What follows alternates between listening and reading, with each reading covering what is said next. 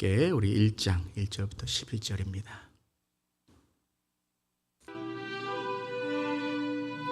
다리우 왕 제2년 6째 달 곧 그 달 초하루에 여호와의 말씀이 선지자 학개로 말미암아 스알디엘의 아들 유다 총독 수룹바벨과 여호사닥의 아들 대제사장 여호수아에게 임하니라. 만군의 여호와가 이같이 말하여 이르노라. 이 백성이 말하기를 여호와의 전을 건축할 시기가 이르지 아니하였다 하느니라. 여호와의 말씀이 선지자 학개에게 임하여 이르시되 이 성전이 황폐하였거늘 너희가 이때 판벽한 집에 거주하는 것이 옳으냐? 그러므로 이제 만군의 여호와가 이같이 말하노니 너희는 너희의 행위를 살필지니라.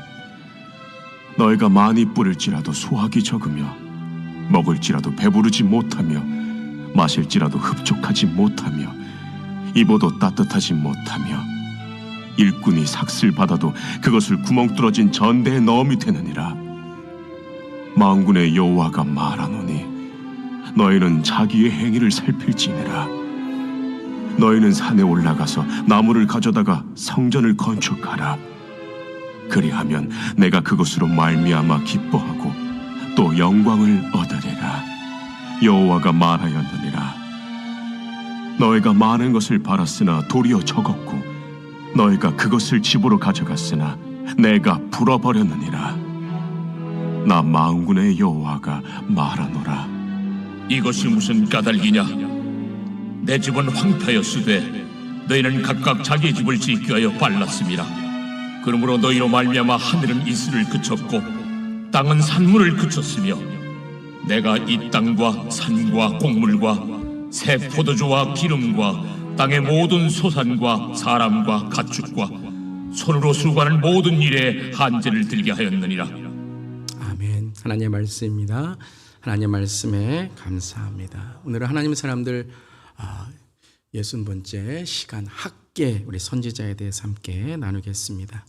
우리 1번 학개는 스가랴와 동시다의 선지자로 바벨론 포로 귀환 이후에 활동하였습니다. 그래서 이제 학개, 스가랴, 말라기는 포로기 이후에 있는 선지자입니다. 이름의 뜻은 나의 절기, 나의 축제라는 뜻이죠. 그래서 이제 바벨론 포로에 있을 때 이스라엘 사람들이 이 절기 또 하나님의 나를 얼마나 고대했는지를 학개 이름을 통해서 우리가 알 수 있습니다. 이 학개에서는 우리 학개 1장, 2장 짧은 장이지만 학개서에서는 이 정확하게 역사의 기록들을 나를 아주 정확히 기록되어 있습니다. 우리 1장 1절 함께 읽어보겠습니다. 다리오 왕 제2년 6째 달 곧 그 달 초하루에 여호와의 말씀이 선지자 학개로 말미암아 스알디엘의 아들 유다 총독 수룹바벨과 여호사닥의 아들 대제사장 여호수아에게 임하니라 이르시되. 그래서 우리는 이름들을 이제 잘 알지 못하지만 이스라엘 사람들이 이 이름을 들으면 이게 어느 시대인지를 아는 겁니다. 다리오, 페르시아 왕이죠. 이제 고레스의 아들 다음에 있었던 페르시아 왕이고요. 그 2년 6째 달, 그리고 선지자 학개, 그다음에 유다 총독. 그러니까 이제 유다를 다스렸던 총독 중에 수룹바벨이라는 사람이 있었고요. 대제사장의 여호수아. 이 모든 사람의 이름이 바로 포로 귀환 이후에 있었던 바로 이 선지자와 리더들이었다라는 걸 이제 우리가 알게 됩니다. 그래서 정확하게 우리가 포로 귀환 시대다라는 것을 우리 예언자의 이름으로도 알 수 있는 거죠. 자, 우리가 이전 포로기 이후 이전 또 우리 북이스라엘과 남유다에 있을 때 이 예언자들은 어떤 일들을 하였죠?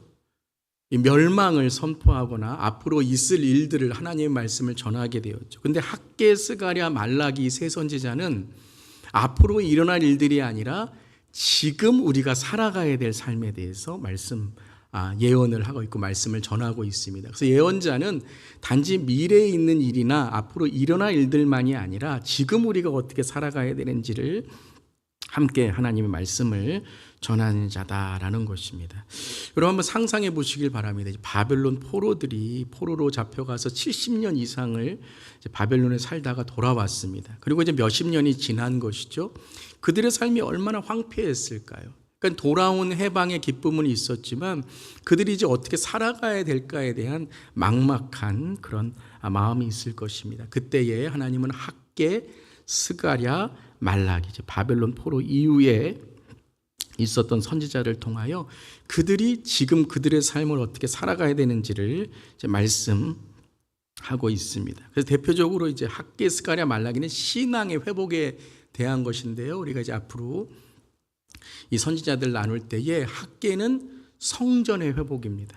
어떤 성전이 회복돼야 되는가? 이건 이제 성전 건축, 예배당 건축과는 다른 의미입니다. 이건 그냥 건물을 세우는 것이 아니라 바벨론 포로들이 어떤 성전을 회복해야 되는가, 그리고 스가랴는 말씀의 회복, 어떤 말씀을 들어야 되는가, 그리고 말라기는 우리가 잘 알듯이 예배에 대한 회복에 대한 이제 말씀인 것이죠. 자, 학개의 배경은 이렇습니다. 15년 동안 중지되었던 성전을 재건하는 말씀입니다. 성전의 재건만이 아니라 15년 동안 멈추었던 이 성전의 재건을 다시 시작한 바로 선지자라는 것입니다. 그래서 이제 우리 학개, 스가랴 선지자와 함께 우리가 읽어야 될, 앞으로 우리가 성경 인물할 때 또 나누게 될 텐데요.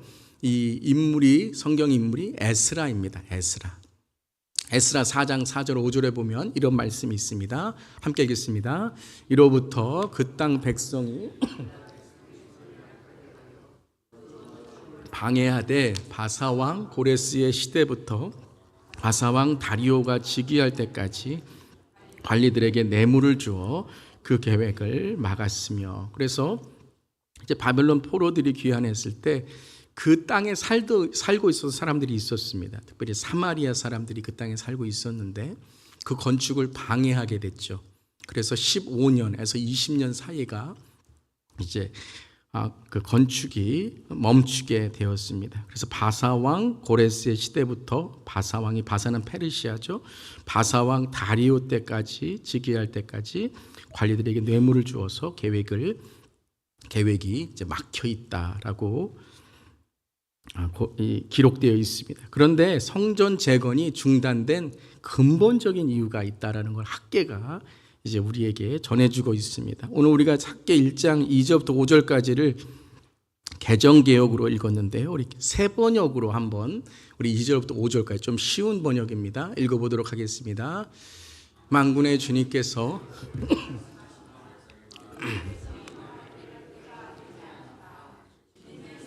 지을 때가 되지 않았다고 한다. 학개 예언자가 주님의 말씀을 받아 전한다. 성전이 이렇게 무너져 있는데 지금 너희만 잘 꾸민 집에 살고 있을 때란 말이냐. 만군의 주가 말한다. 너희는 살아온 지난 날을 곰곰이 돌이켜 보아라. 가장 큰 문제는 바로 신앙의 문제였다라는 거예요. 그들이 성전에 대해서 자기의 삶의 우선순위로 두지 않았다라는 것이죠. 바벨론 포로들이 귀환했을 때 물론 우리가 이해가 됩니다. 생존, 그리고 그들이 어떤 삶을 이어가야 되는 그런 일상의 문제들이 있죠.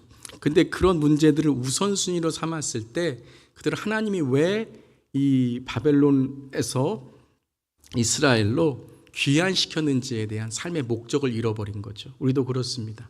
우리가 살아가는 목적, 예수 믿는 목적, 그리고 우리가 신앙으로 살아가야 될 목적이 있는데 그것을 잊어버릴 때 우리는 우리의 삶에 참다운 행복을 잊게 되는 것이죠. 그래서 하나님은 오늘 이 성전의 재건 또 성전의 회복을 통해서 우리에게 참된 삶의 목적이 무엇인지를 알려주시고 이 바벨론 포로들에게 과연 그들이 어떤 삶을 살아가야 되는가를 말씀하시는 거죠. 오늘 이제 두 가지를 통해서 함께 나누도록 하겠습니다. 우리 3번 함께 읽겠습니다.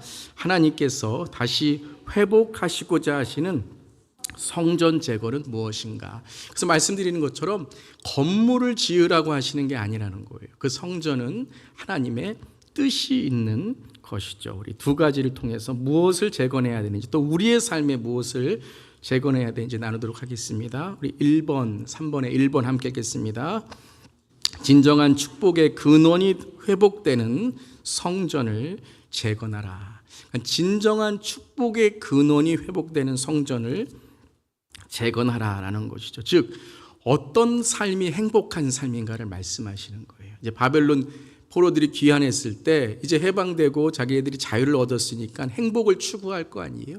그럼 인생의 진정한 행복, 진정한 축복이 무엇인지를 성전 재건을 통해 깨닫게 하시는 것이죠. 학개 1장 6절 함께 읽겠습니다. 너희가 많이 뿌릴지라도 수확이 적으며 먹을지라도 배부르지 못하며 마실지라도 흡족하지 못하며 입어도 따뜻하지 못하며 일꾼이 싹을 받아도 그것을 구멍 뚫어진 전대에 넣음이 되느니라. 한마디로 말하면 뭐예요? 만족하지 못한 삶인 거죠. 오늘 밥을 먹어도 뭐 일을 해도 노동을 해도 그것이 만족하지 못한다는 거예요. 뭔가 허무한 거죠. 우리가 일상에 살아가고 돈을 벌어도 아무리 많이 벌어도 그것이 우리에게 행복을 주지 못하는 것, 만족하지 못한 삶, 즉 생존만을 위해 살아가는 삶은 행복하지 못하다라는 거예요. 자유한데 해방되었는데도 그들에게는 허무한 그런 마음이 있다는 거죠. 그리고 9절부터 10절까지는 또 이렇게 말씀하십니다. 함께 읽겠습니다. 너희가 많은 것을 팔았으나 도리어 적었고 너희가 그것을 집으로 가져갔으나 내가 불어버렸느니라. 나 만군의 여호와가 말하노라. 이것이 무슨 까닭이냐? 내 집은 황폐하였을 때 너희는 각각 자기의 집을 짓기 위하여 빨랐음이라. 많은 것을 팔았으나 도리어 적었고 너희가 그것을 집으로 가져갔으나 하나님이 불어버리셨대요. 내 집은 황폐하였는데 너희 집을 짓기에 빨랐습니다. 근데 여러분, 이 말씀 우리가 좀 오해할 수가 있어요. 하나님 집 안 지어드렸다고 하나님이 삐지셔서 그래서 그들이 행복하지 못하게 하신 것처럼 생각하면 안 되는 거예요. 이 말씀은 나에게 건물 안 지어주고 집 안 지어주었으니까 내가 훅 불어서 너희가 행복하지 못하게 하고 너희들 잘 살지 못하게 한다라는 말씀이 아니라 이 말씀은 하나님을 잊어버렸을 때 우리는 참다운 행복을 갖지 못한다라는 거예요. 그래서 하나님께서는 13절에 그러니까 내가 너희에게 이렇게 하는 이유가 무엇인지, 우리도 때로는 하나님께서 좀 어떤 일이 잘 계획대로 안 될 때가 있어요. 때로는 고난이 올 때가 있어요. 때로는 우리의 삶에 내 마음이 이렇게 허무할 때가 있어요. 그 이유가 무엇인가 하면 그게 13절이에요. 왜 사람들에게 하나님이 좀 삐진 것처럼, 질투하신 하나님처럼 왜 그렇게 느끼게 하시는가? 그 원래의 뜻이 바로 13절이라는 거예요. 함께 읽겠습니다. 그때 여호와의 사자 학개가 여호와의 위임을 받아 백성에게 말하여 이르되 여호와가 말하노니 내가 너희와 함께 하노라 하니라. 하나님 왜 그러셨다고요? 내가 너희와 함께 있고 싶다라는 거예요. 아무리 바빠도 아무리 시간이 없어도 너희가 너의 인생의 하나님의 목적을 잃어버리면 안 된다는 거예요.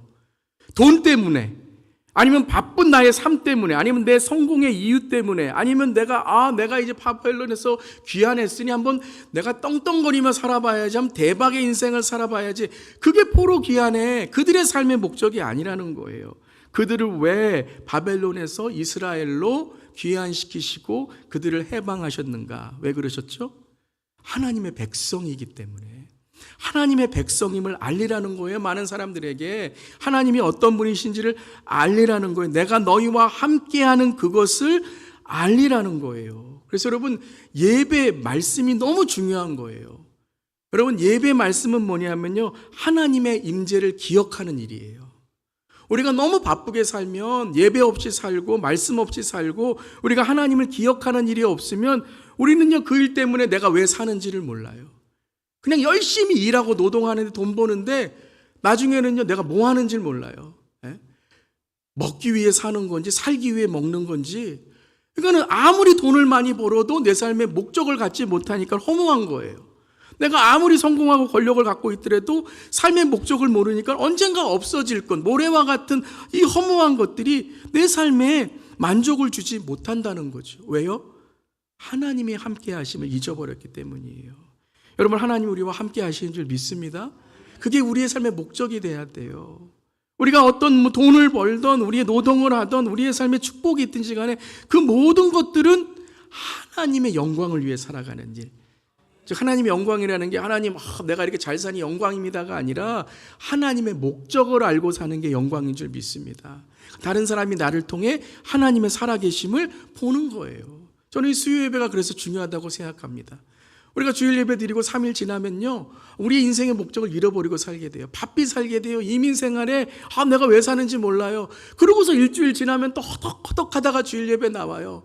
그러면 우리 삶에 그냥 허덕허덕거리는 그 한숨을 얻기 위해 예배 드리는 거지 풍성한 하나님의 임재를 경험하지 못해요. 그래서 우리가 고개를 넘어가는 수요일 3일째에 내 인생이 이렇구나를 다시 깨닫고 다시 우리의 삶을 하나님의 은혜로 살아가는 것이죠. 우리가 매일매일 PT하는 이유도 그것이 아니겠습니까? 우리의 삶의 시작이 하나님을 위해 살아가는 삶이 돼야 된다는 것입니다.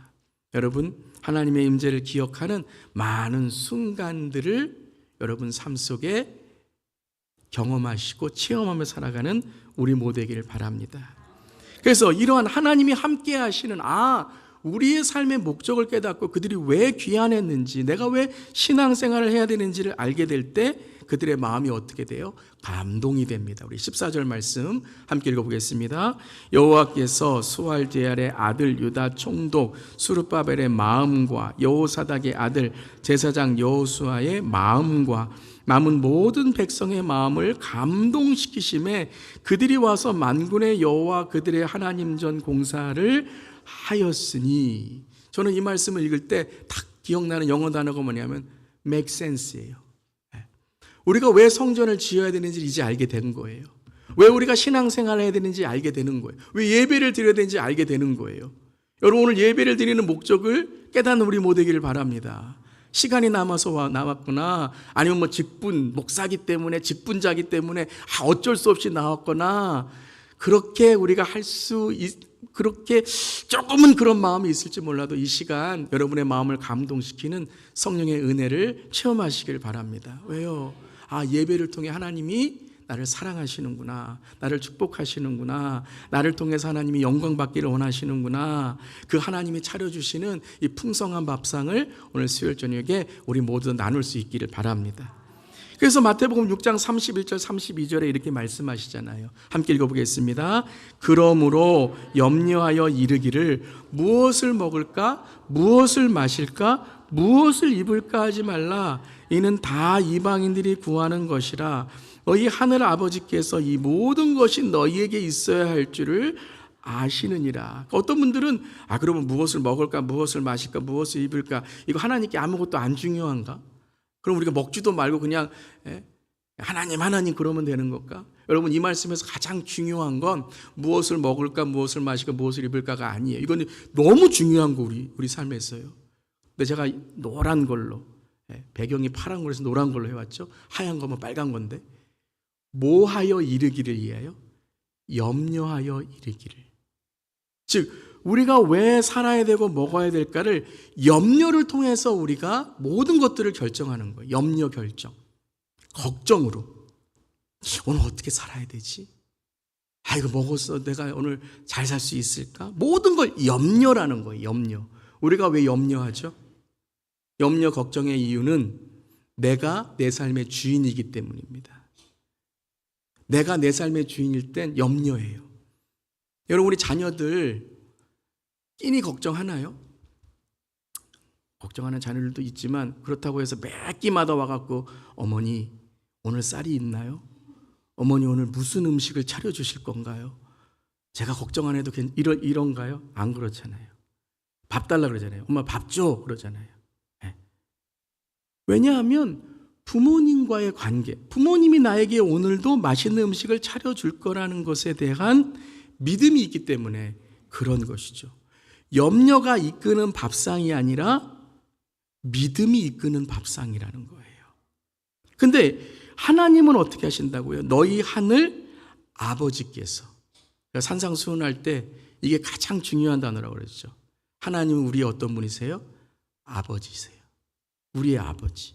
즉 하나님과 우리의 관계는 하나님이 우리의 아버지시고 모든 것을 알고 계시다라는 것입니다. 사랑하는 성도 여러분, 우리가 염려의 밥상을 먹지 말고 하나님의 그 믿음, 하나님과의 신뢰의 밥상으로 살아가는 우리 모두 되기를 주님의 이름으로 축원합니다. 그러면 그 하나님의 밥상이 뭐예요? 하나님이 우리에게 차려주시는 밥상이 뭐예요? 그냥 우리에게 먹는 밥, 우리가 살아가는 것, 생존을 위해 오늘도 뭐 어떻게 해야 다른 사람을 빼앗고 다른 사람의 것을 해서 내가 더 잘 살 수 있을까? 이 밥상이 아니죠. 하나님의 밥상이 뭐예요? 이거잖아요. 함께 읽겠습니다. 그런즉 너희는 먼저 그의 나라와 그의 의를 구하라. 그리하면 이 모든 것을 너희에게 더하시리라. 하나님의 밥상이 뭐라고요? 하나님의 나라와 하나님의 의. 하나님의 나라를 함께 살아가고 하나님의 의를 함께 구하는 삶.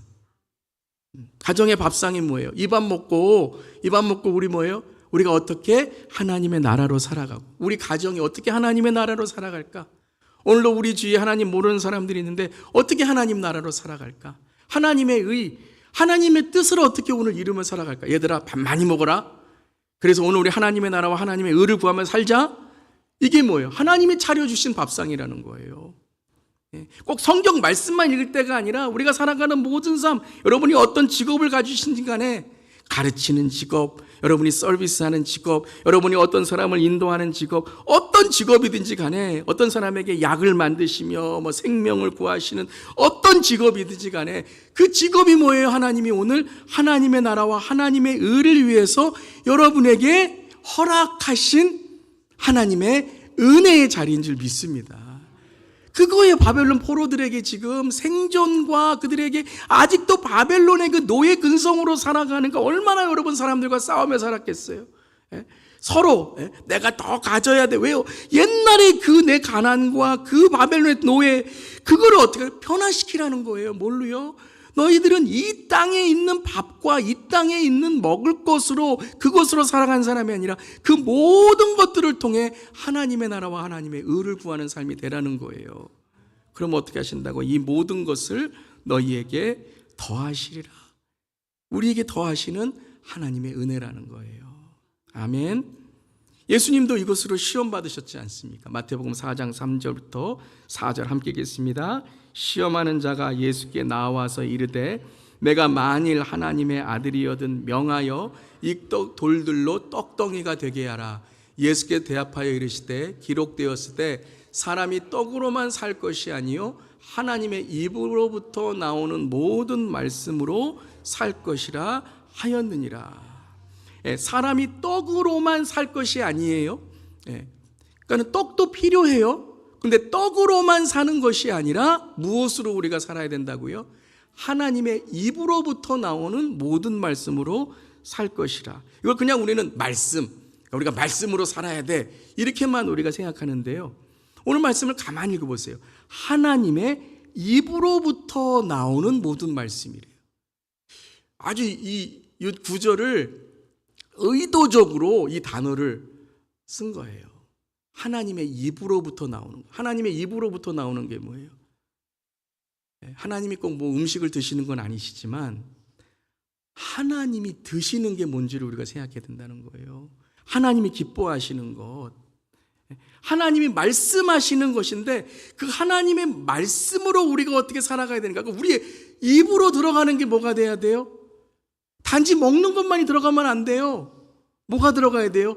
하나님의 말씀을 어떻게 해야 돼요? 읽고 암송하고. 그러니까 우리의 입이 그냥 음식만 들어가는 입이 아니라 하나님의 말씀으로 살아가는 입이 되어야 된다는 것이죠. 그래서 예수님이 돌들로 떡덩이가 되게 해라. 돌떡덩이 왜 못하시겠어요? 돌만 떡덩이 되게 해요? 돌로 갈비도 만드시고 피자도 만드시고 다 하실 수 있는데 그게 예수님이 이 땅에 오신 목적이 아니라는 거예요. 나는 돌들로 떡덩이가 되도록 하도록 하나님의 아들이 된 것이 아니라 무엇을 하시고 있어요? 우리를 구원하신 하나님의 나라, 하나님의 의를 우리의 삶 속에 살게 하시도록 이 땅에 오신 분이시라는 거예요. 여러분 과연 우리는 무엇으로 살고 있습니까? 여러분 한 주간 무엇으로 사셨습니까? 여러분의 입에는 무엇으로 여러분 사셨습니까? 여러분의 말은, 여러분의 생각은, 여러분의 마음은 한 주간 무엇으로 사셨습니까? 아직도 바벨론 포로이십니까? 아직도 미움의 포로이십니까? 아직도 시기 질투의 포로이십니까? 아직도 세상의 성공의 포로이십니까? 아직도 내가 원하는 것 얻어야 되는데 이거 얻지 못하면 정말 내 삶 속에 잠도 못 자는 그런 포로이십니까? 아니면 내가 주의 사랑에 매여, 주의 은혜에 매여, 오늘도 바울처럼 내가 가는 곳에 성령께서 함께 하심으로 나에게 핍박과 고난이 있을지라도 나는 성령을 의지하며 내 삶을 살아간다라고 하는 하나님의 은혜의 사람으로 살고 계십니까? 사랑하는 성도 여러분, 오늘 우리가 무엇을 먹는가를 다시 한번 생각하며 하나님의 나라와 하나님의 의의 밥상 속에서 날마다 하나님의 말씀으로 살아가는 저 여러분 되기를 주님의 이름으로 축원합니다. 우리의 생명의 근원, 축복의 근원은 바로 하나님의 성전, 하나님의 임재 가운데 있다라는 것이죠. 자, 두 번째는 함께 읽겠습니다. 진정한 영광의 근원이 회복되는 성전을 재건하라. 첫 번째는 삶의 목적이 무엇인지가 회복돼야 돼요. 바벨론 포로들은 이거 회복 안 되면 안 돼요. 그러면 그들이 이스라엘 땅에서 더 비참한 삶을 사는 거예요. 두 번째는 뭐냐면 성공의 목적이 달라져야 된다는 거예요. 우리 그리스도인들은 성공의 목적이 달라져야 돼요. 뭐가 영광인지가 달라져야 된다는 거예요. 즉 성공의 목적, 내가 죽을 때 나는 행복했다라고 말하는 그 한마디가 뭔지를 우리가 생각하며 살아가야 된다는 거예요. 우리는 예수님 믿다가 행복했습니다 고백해야 될 줄 믿습니다. 그것이 바뀌어야 된다는 거예요. 바벨론 포로가 생존의 목적, 내가 살아가는 삶의 목적만이 아니라 성공의 목적, 내 인생의 마지막에 무엇이 내 인생이 잘 살았다라고 말하는 이 내 목적이 바뀌어야 된다는 거예요. 그래서 학계 이제 2장을 들어가면 이 스룹바벨 성전을 보면서 하나님께서 그들에게 성공이 무엇인지, 영광이 무엇인지를 말씀하세요. 함께 읽겠습니다. 너희 가운데에 남아있는 자 중에서 이 성전의 이전 영광을 본 자가 누구냐? 이제 이것이 너희에게 어떻게 보이느냐? 이것이 너희 눈에 보잘것없지 아니하냐라는 거예요. 스룹바벨 성전이에요. 이게 스룹바벨 성전이에요. 물론 이제 이것을 모형으로 해서 그린 것이지만 솔로몬 성전에 비하면요 정말 보잘것없어요. 정말 이 솔로몬 성전은 무슨 진짜 주식회사 같은 그런 큰 회사라면 이 스룹바벨 성전은 꼭 뭐 같아요? 이거 비교하는 건 아니지만 구멍가게 같은. 야, 이게 무슨 성전? 이런 비웃음을 당할 수 있는. 그래서 이제 나중에 헤롯 성전, 이거는 뭐 유대인이 한 것도 아니고 그냥 과시하려고 했던 헤롯 성전은 솔로몬 성전보다 더 멋지게 지잖아요. 하나님이 그 성전 보면서 뭐라 그래요? 이 강도의 소구라 이렇게 말씀하시잖아요. 하나님이 보시는 게 무엇인지를, 즉 하나님이 보는 화려함, 오늘 우리 아름다우신 찬양한 것처럼 하나님이 보시는 아름다운 것이 무엇인지를 우리가 알아야 된다는 거예요. 근데 여러분 스룹바벨 성전보다 광야의 성막은 어땠어요? 더 보잘것없었어요. 이건 텐트예요. 우리가 앞으로 이제 성막 세미나도 하게 될 테지만 이거는 여러분 그냥 겉에서 보기에 물론 참 예쁜 그런 텐트죠. 그렇지만 이걸 또 접고 가고 하는 이 모든 것들이 이게 무슨 우상을 섬기는 그런 화려한 신전과는 비교가 안 되는 것이죠. 그런데 하나님이 이 성막을 뭐라고 말씀하셨어요? 하나님의 영광의 자리다. 하나님의 영광이 비추는 자리라는 거예요. 할렐루야.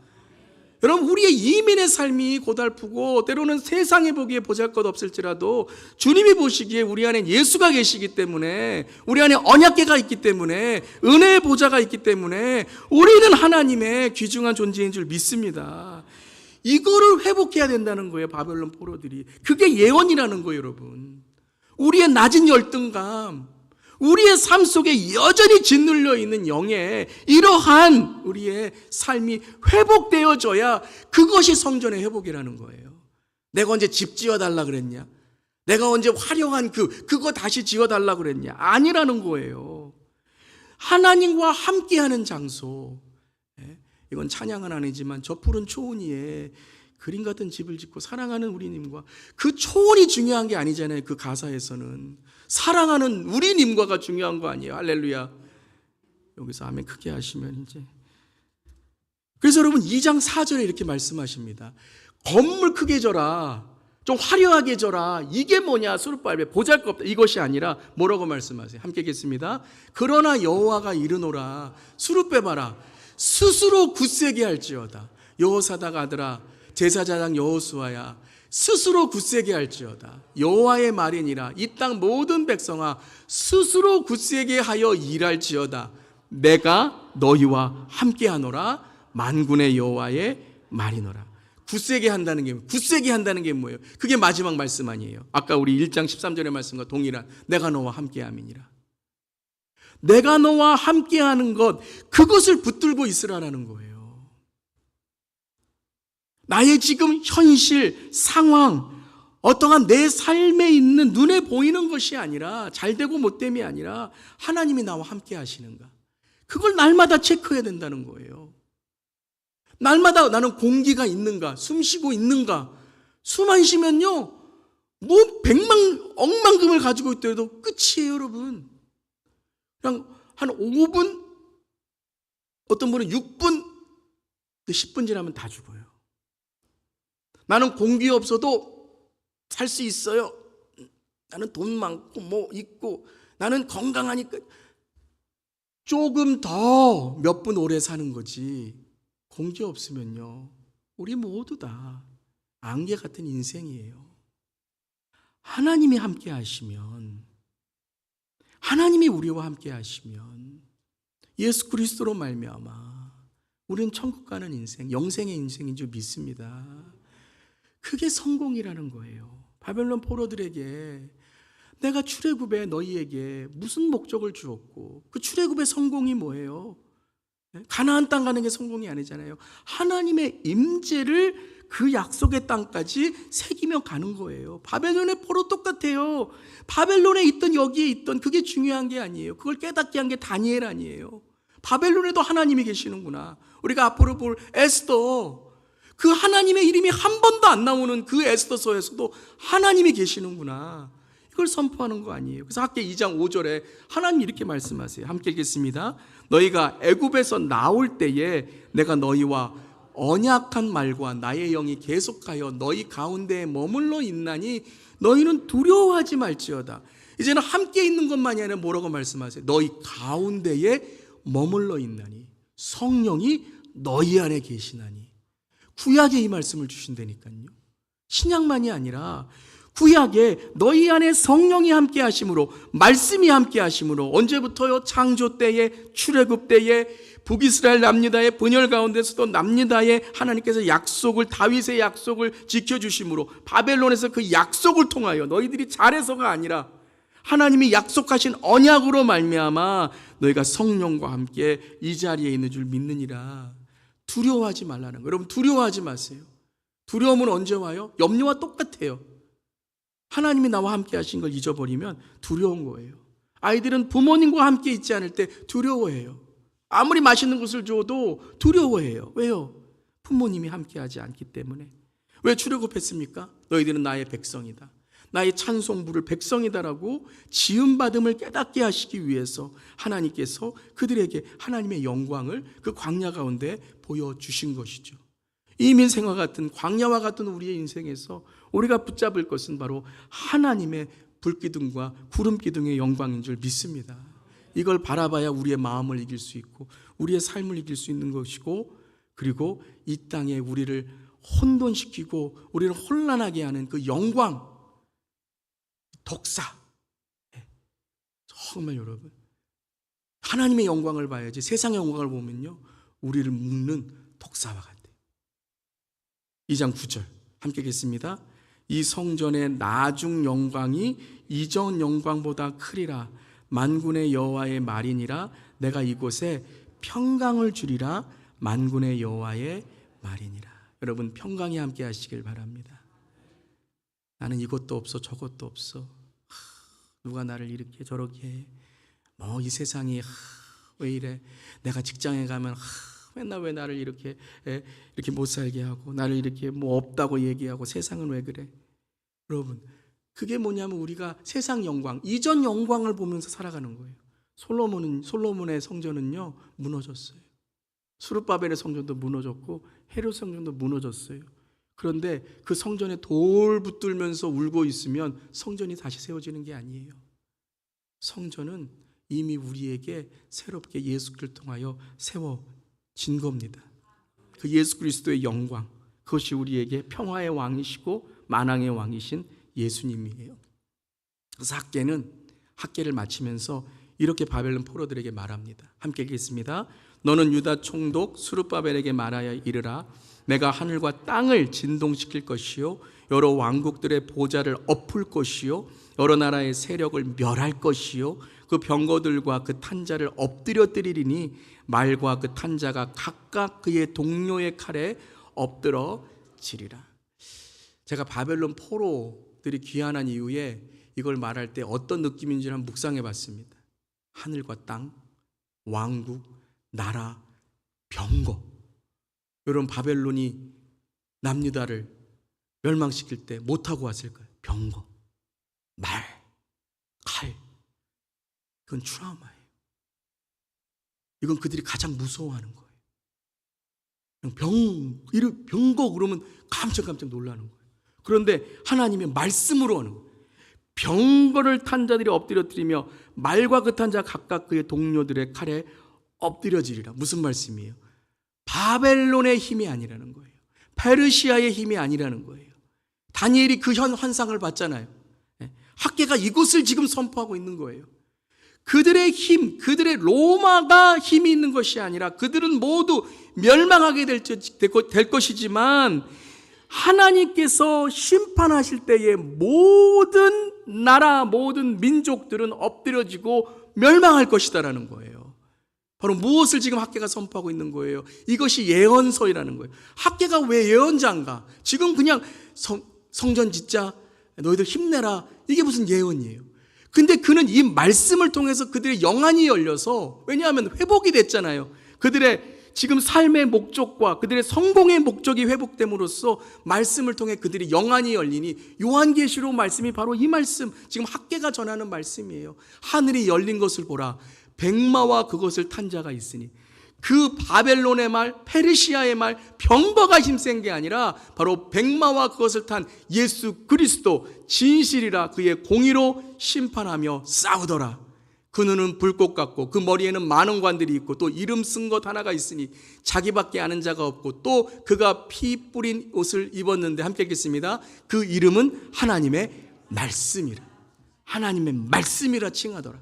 무엇이 힘이고 무엇이 능력이라고요? 하나님의 말씀이라. 하나님의 언약의 말씀과 하나님의 영이 너희의 가운데 머물러 있으니 너희는 바로 성전이고 너희를 통해 하나님이 역사하실 것이다. 왜냐하면 그들을 통해 메시아가 탄생하는 하나님의 놀라운 그 하나님의 뜻이 이루어지는 것이죠. 그래서 요한계시록 21장 22절 23절에는 그 성전이 무엇인지를 우리에게 말씀하십니다. 함께 읽겠습니다. 성 안에서 내가 성전을 보지 못하였으니 이는 주 하나님 곧 전능하신 이와 및 어린 양이 그 성전이심이라. 그 성은 해나 달의 비침이 쓸데없으니 이는 하나님의 영광이 비치고 어린 양이 그 등불이 되심이라. 만국이 그 빛 가운데로 다니고 땅의 왕들이 자기 영광을 가지고 그리로 들어가리라. 그 성전이 누구이세요? 바로 전능하신 하나님, 그 어린 양이 그 성전이심이라. 우리는 건물의 성전, 우리는 또 하나의 성전을 바라는 것이 아니에요. 이미 하나님의 성전은 이 땅에 임한 줄 믿습니다. 그래서 그 성전이 뭐예요? 그것이 바로 우리의 하나님, 해와 달의 비침이 쓸데없으니 하나님의 영광이 비치고, 즉 생명의 목적, 우리의 삶의 목적을 깨닫게 하시고 우리가 어떤 삶을 살아야 되는지, 만국이 그 빛 가운데로 다니고 땅의 왕들이 자기 영광을 가지고 그리로 들어가리라. 그 예수 안에 있는 자들에게 하나님의 놀라운 영광의 빛이 비춰지는 줄 믿습니다. 주여 그 성전의 영광을 보게 하옵소서. 근데 여러분, 이 말은 오늘 말씀에서 온전한 말씀이 아니에요. 우리가 어떻게 하나님의 영광을 보리라가 아니라 오늘 고린도전서 3장 16절 오늘 학개의 말씀을 통해서 그 하나님의 성전 영광이 어디에 있는지를 말씀하세요. 함께 읽겠습니다. 너희가 하나님의 성전인 것과 하나님의 성령이 너희 안에 계신 것을 알지 못하느냐. 우리 안에 우리는 누구예요? 성전이고 성령 안에 있기에 우리 안에 하나님의 영광이 있는 거예요. 그래서 예수님 뭐라고 말씀하세요? 너희는 빛과 소금이라. 우리 안에 성령, 우리가 성전, 그 우리 안에 계신 성령을 통해서 우리가 바로 하나님의 영광으로 살아가는 존재다라는 거예요. 우리가 뭘 잘하면, 우리가 무엇을 얻으면 영광이 아니라, 그것 때문에 영광이 아니라, 그것은 우리 안에 영광이기 때문에 하나님께 드려야 될 마땅한 것인데, 우리가 바로 하나님의 성전인 것이에요. 사랑하는 성도 여러분, 성령이 거하시는 거룩한 성전 되시기를 주님의 이름으로 축원합니다. 마음에 무슨 생각을 품건, 내 삶의 어떤 우리의 삶의 목적과 동기를 갖건, 그것이 성령님이 영광 받으시는 하나님의 뜻 가운데 하나님의 나라가 세워지는 저 여러분 되기를 바랍니다. 근데 그것을 3장 9절에는 이렇게 말씀하십니다. 함께 읽겠습니다. 우리는 하나님의 동력자들이요 너희는 하나님의 밭이요 하나님의 집이라. 그래서 우리는 바로 하나님의 성전이다라는 거예요. 우리는 홀로 성전이 아니라 함께 하나님의 동력자들이요 하나님의 밭이요 하나님의 집, 성전이 되는 줄 믿습니다. 우리 옆 사람에게 당신이 바로 나의 동력자, 하나님의 집입니다. 우리 한번 서로 인사하겠습니다. 당신이 바로 하나님의 동력자입니다. 우리 온라인 성도님들도 우리 모두가 하나님의 동력자입니다. 우리가 세상에 하나님의 영광을 비추어야 됩니다. 그러기 위해서 우리 안에 하나님의 영광이 회복돼야 될 줄 믿습니다. 찬양 중에 내 눈 주의 영광을 보내라는 찬양이 있습니다. 잠깐 반주해 주시면서 우리가 찬양할 텐데요. 이 가사가 이렇습니다. 내 눈 주의 영광을 보내 우리 가운데 서신 주님, 그 빛난 영광 온 하늘을 덮고 그 찬송 온 땅 가득해.